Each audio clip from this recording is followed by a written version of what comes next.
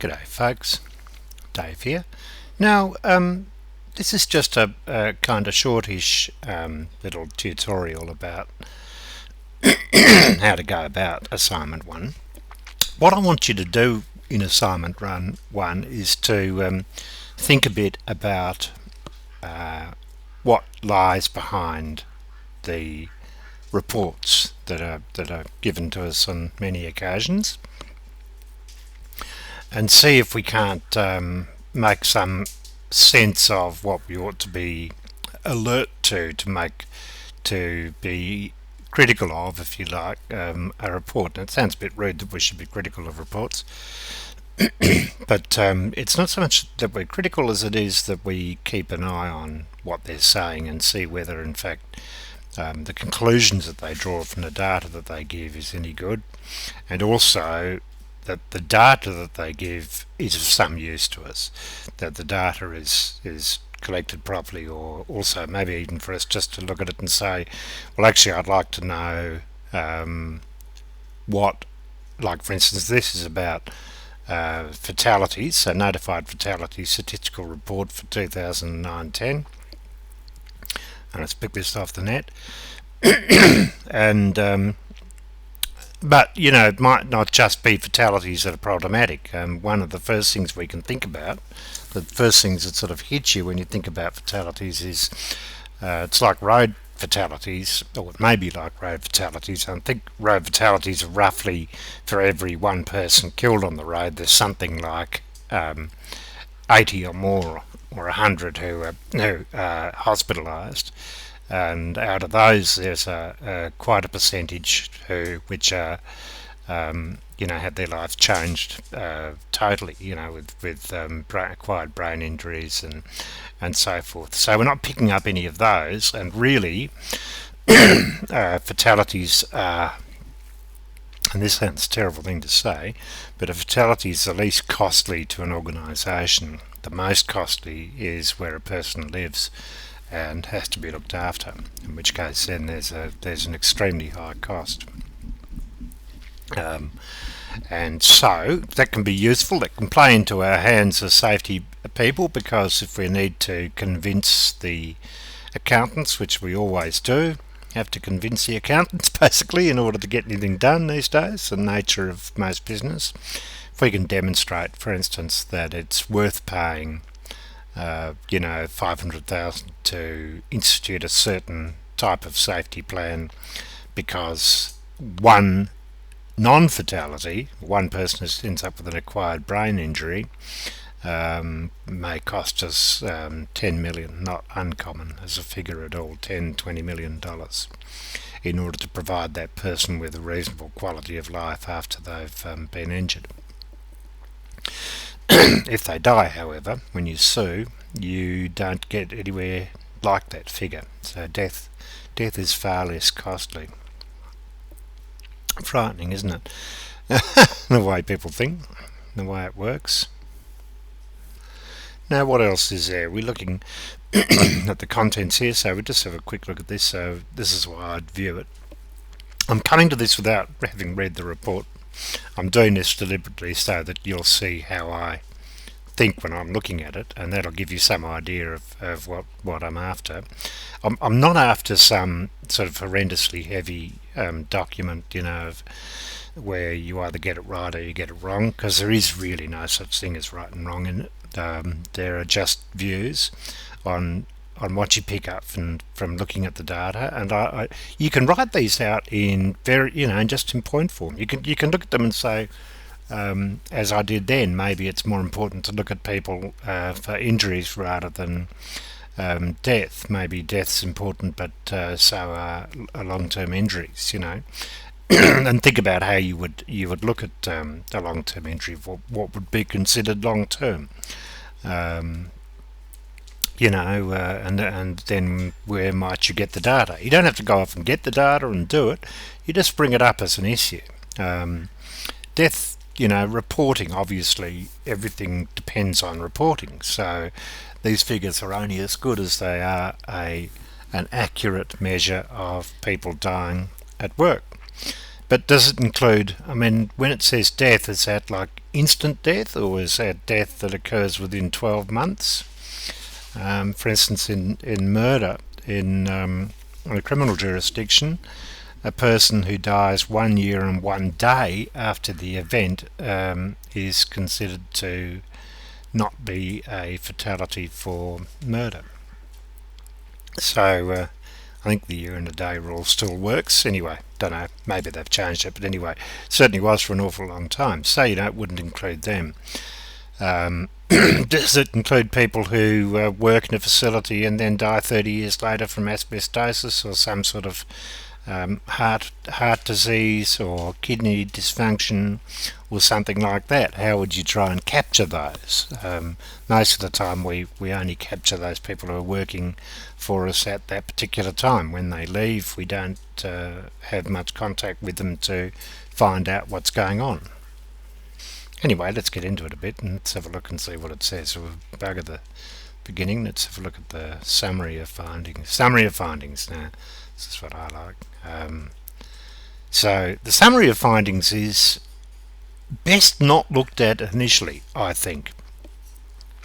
Let's have a look at, rather than the summary, which is sort of designed for slack people who don't want to read the whole report. I've never liked, personally, the concept of an executive statement at the beginning of an assignment, trying to sort of bring it all together, because I think lazy people don't bother to go further and look at the stats and think about it themselves.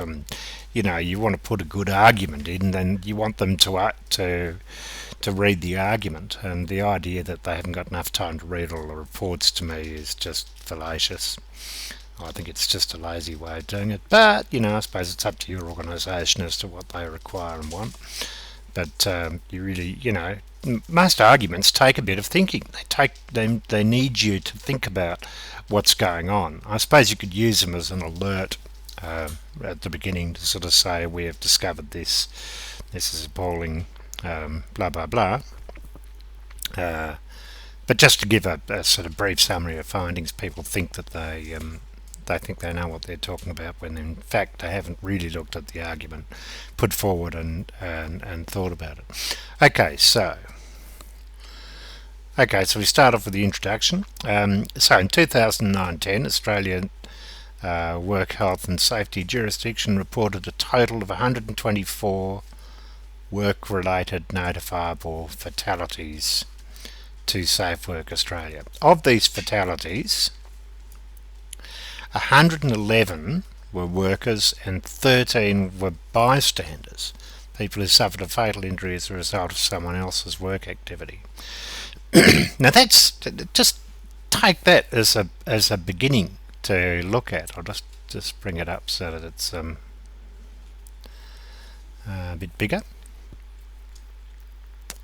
That's a hell of a thing, isn't it?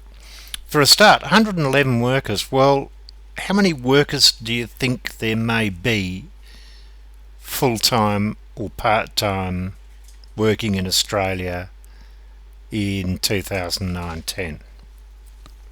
I've no idea.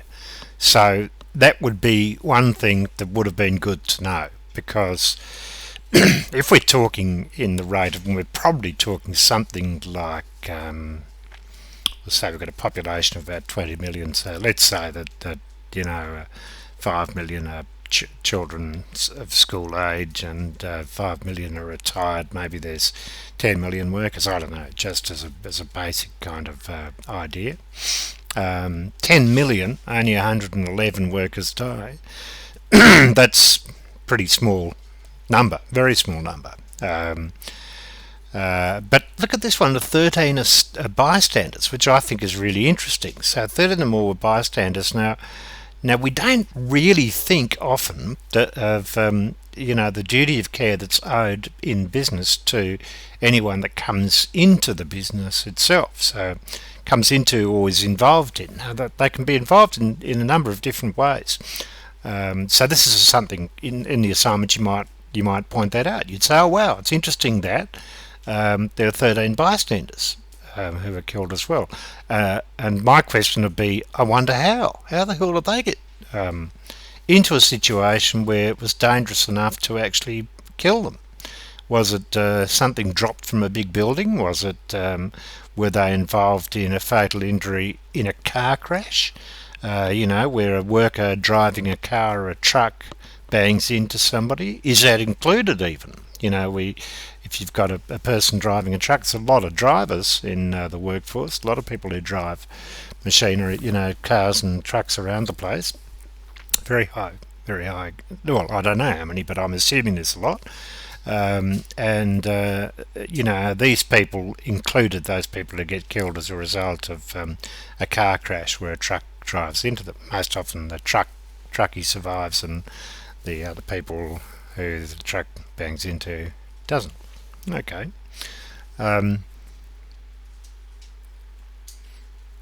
Most of the fatalities were of men, and 9 fatalities of women, and of those 4 were bystanders. Okay, so that's kind of interesting. That gives us once again a bit of a dig into it, a little bit more data that we've got here. Most of them were men, but we're still only dealing with a raw number. We're not dealing with it as a percentage of the workforce. So we can't say men are more likely to die than women are, because to do that we'll need a percentage figure rather than just a raw data figure. So it doesn't really tell us anything, because we don't know how many women are in the workforce in comparison to men, nor do we know whether the women or the men are more highly represented in industries that are themselves dangerous. And then we've got to ask ourselves, what is dangerous? Okay, so but 4 of the women were bystanders. That looks like women standing around get killed. Because work-related fatalities were predominantly of men, a pattern consistently seen in all years of the data series, tables and graphs of this publication are not further disaggregated on the basis of sex. So they're saying, we know that men die more than women do. We're not going to go and look at that in this particular paper. Okay, it goes on to say that most vehicle incidents on public roads are investigated by the police. So those that are work-related may not be reported to work health and safety authorities. Because of this, that's kind of interesting, because if it was a worker while working, you would think that would come up in the stats, that they were, if there was a person driving a truck, that would be a work-related injury. They were driving the truck during working hours or on a legitimate task. You would think that would be reported, because it would come up in the organisation's stats, so would then have to, by law, notify workplace authorities.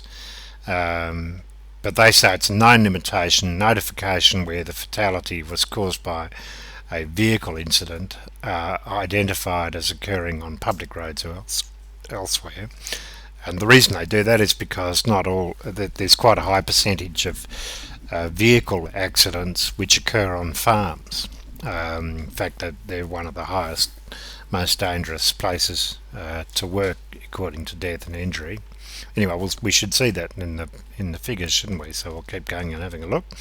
The reader should take note that of the 26 fatalities resulting from a vehicle incident, 10 occurred on public roads. So we've still got 16 that have to occur somewhere else on non-public roads, I guess. This component of vehicle-related notifications is known to be an undercount. So they warn you straight away. Look, we know that this is not actually all that accurate. Then they go on and they do this thing called a jurisdiction time series. Now, what do you think about that? It's kind of interesting, isn't it, I suppose? Jurisdiction time series. So here's the jurisdiction time series graph, if you go to figure 1. And what do you see? Well, first of all, you see, because it says the number of notified worker fatalities by jurisdiction, 2003-4 to 2009-10. Now, in this case, the jurisdiction, which is just a a legal jurisdiction, pardon me, because it's based on states. So it's anything that happens in New South Wales, Queensland, Victoria, Western Australia, South Australia. It's Why is that interesting? Would it be? It's particularly as it's purely a number count. So it's a number of notified worker fatalities, just the number, pure number. Well, that's kind of crazy to, in order to clarify it, you'd have to, in order to actually make any comparison between the variables New South Wales, Queensland, Victoria, Western Australia, South Australia, Commonwealth, Tasmania and Northern Territory and ACT, in order to make any sense of those, they'd have to be divided by population base. Because obviously if you've got 3 or 5 million people living in New South Wales and you've got 500,000 living in Tasmania, it's not unrealistic that there would be in 2003-4 29 deaths in New South Wales and Tasmania only had 3.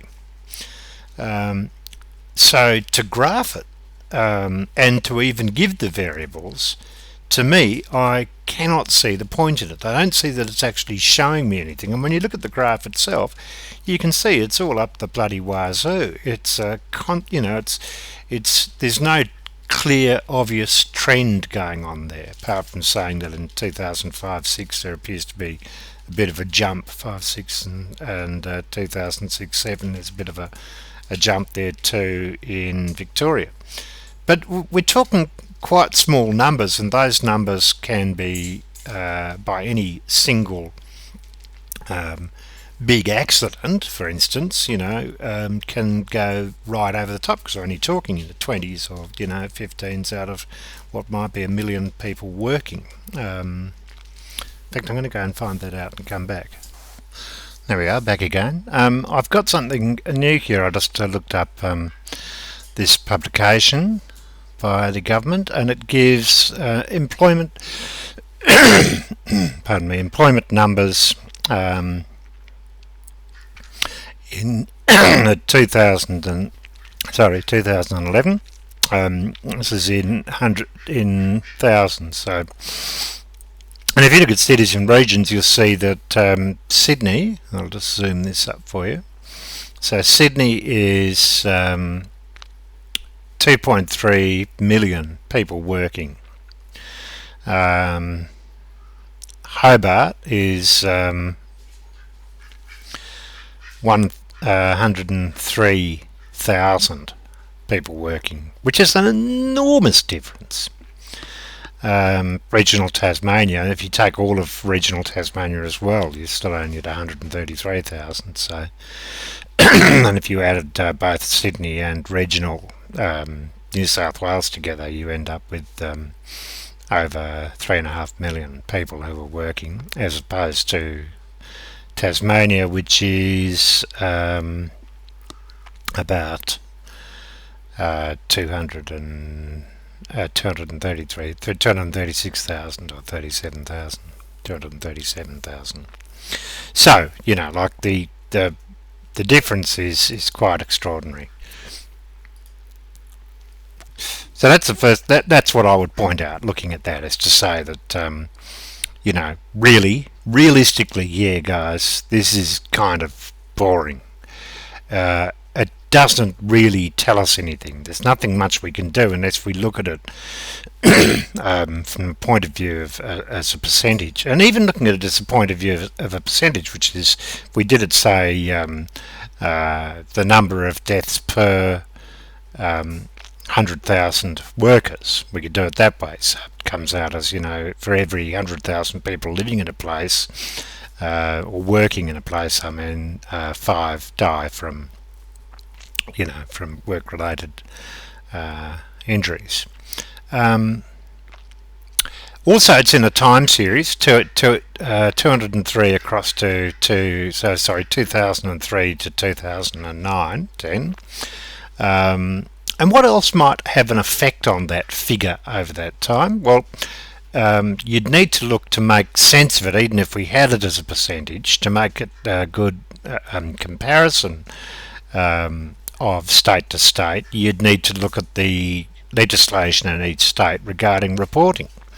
Is it in fact a Commonwealth requirement that the reporting is done? We'd need to know that to see whether there's accuracy in terms of reporting between states.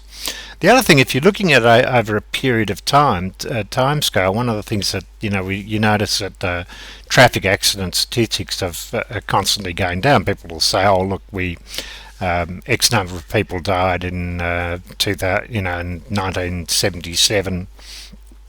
And far less people are dying in 2010. But there's been changes in medical technology, which means that people who would otherwise have died are now on life support, or people with acquired brain injuries. And if what we're looking at is to say we don't want work to hurt people, it's not just about death, it's about them too. So we may end up with what looks like a decrease in road statistics from the point of view of death, but you'd really need to look at that in line with a road statistics looking at serious injury, like long-term effective injury. And you might find there that one goes down and the other one goes up, hence explaining that all you're really seeing is a relationship between medical competence or abilities now in comparison to what they had before.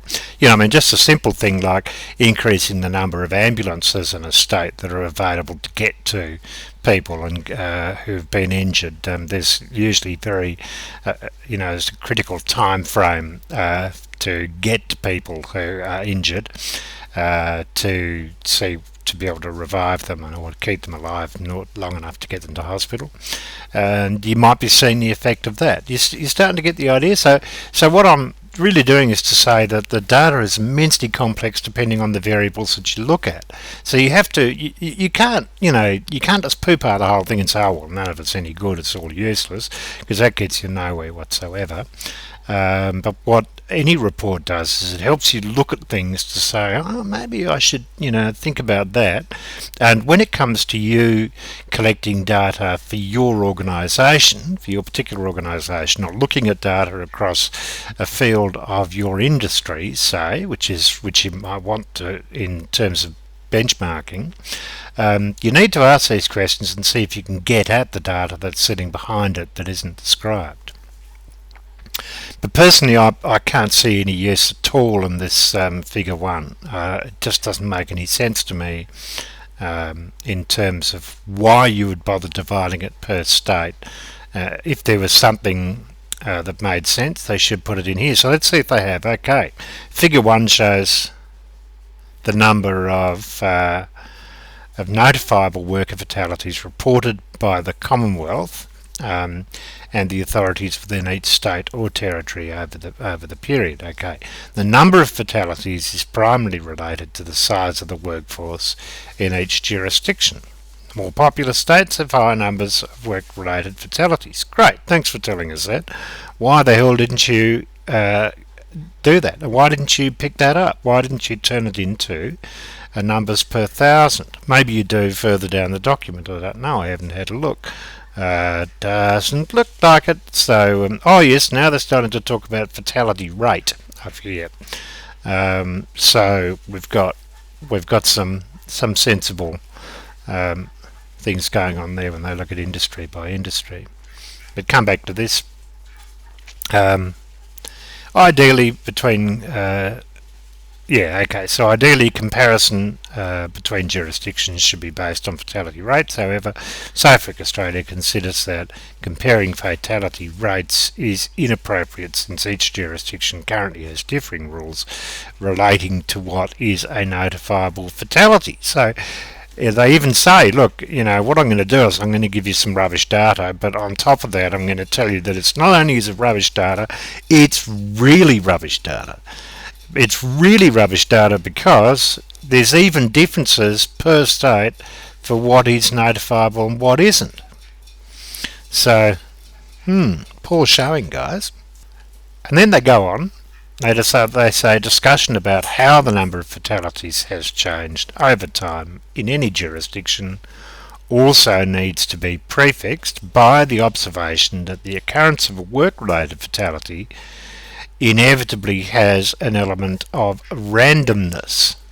The number of fatalities can be quite volatile from year to year, particularly in the smaller states and territories. Although dangerous workplace incidents should be preventable, they do occur, and those that result in a worker suffering considerable trauma or a head injury can prove fatal. Another factor that the reader should keep in mind is that over the period examined, the number of workers in each jurisdiction has increased. See, so now there's another problem with the data, that we're not comparing apples with apples, we're doing apples and oranges once again, because it's a sheer number factor. Now, I've never been particularly interested in stats that deal with just numbers like this, because they really, as you can see, are quite misleading. And they're telling you that after having shown it to you, so I'm not actually sure why you would do that. They say between 2003 and 4 and 2009 and 10, the overall number of people employed in Australia increased by 14%. Now you could mathematically work that out quite easily to decrease.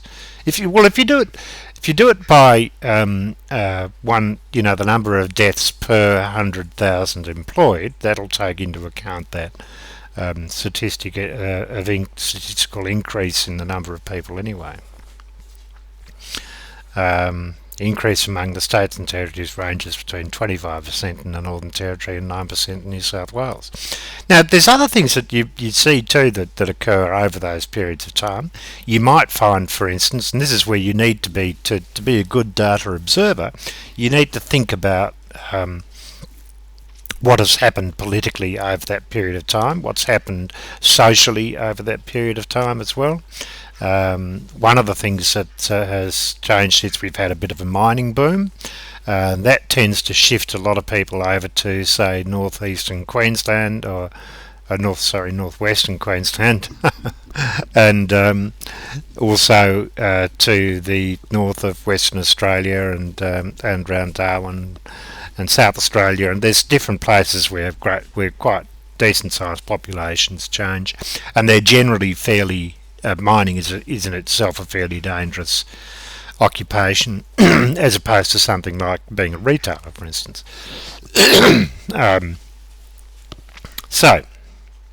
So look, I'm going to actually stop it at that, because I think I've given you enough to sort of get an idea of what I'm going on about. You can have a look at this. This is interesting. Notified fatalities by mechanism of fatality, and that's a really interesting one, the mechanism, isn't it? How important is that? It's important to know, because you want to know, well, what is dangerous, what is killing people off? And here you've got vehicle incidents on public roads, number of workers, number of bystanders, vehicle incidents elsewhere. Doesn't actually just says Australia all up, does it? And that's like, we know that's crazy stuff, because the figures are just far too low considering the number of fatalities that are on roads, and what are they taking into account? I don't know. It looks pretty weird to me, so I'd be careful about that. See if you can find something that tells you the number of that breaks down the number of people dying on roads who are workers. Apart from that, look for the stats that underlie that. It doesn't appear to have here anything referring to where they got these figures from. So just going to flip down the bottom and have a look and see where they've got no sources. No sources at all for you to look at to see where they're getting their data from. So okay, so look, I think that gives you enough to get an idea of what I'm after. I hope so. How you write it is up to you. Now, a lot of people worry about this. They think it's, and I understand with a lot of courses at university, lecturers are very not hung up, but they're sort of Oh, they're hung up. I will say hung up. They're hung up on the form. To me, the form's the least important thing. The form you can learn. It's you can teach a monkey how to write a letter or a report. It's not that bloody difficult to do, really. It's only a question of learning it once and you're laughing. What's much more important to me is the content. So.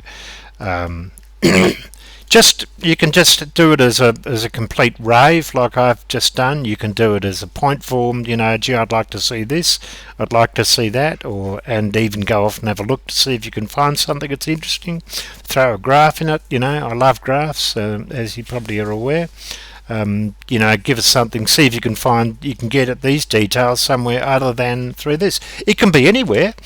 It doesn't have to be an Australian statistic. There's a lot of similarity between us and the UK, between us and the USA.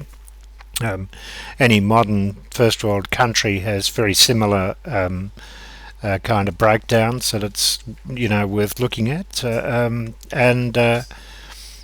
And see what comes up. That's all I can say, really. But look, if you're unsure, still email me, and I will endeavour to do what I can to help. I know it sounds probably a little bit unacademic to do it this way, but the idea is for you to get a feel for how you break down data and look at what the variables are. So it's questioning the variables is absolutely the single most important thing to do in data collection and data analysis. So if you're going to do statistics, you've got to have variables that make sense and that are useful. There's just no point in producing graphs with variables that are wrong, because of the old adage they say with computers, rubbish in, rubbish out.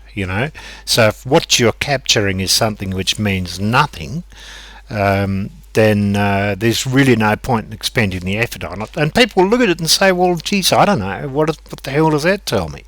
How do I act after I've got that information? And that's the reason that you've got the information in the first place. That's why you're there. You're there to get them to act. You're there to get the organisation to make a change in terms of the way that it operates, so that you can reduce death, injury, illness, the whole lot. That's what we do. That's our job. We are the preventers. We're like super people.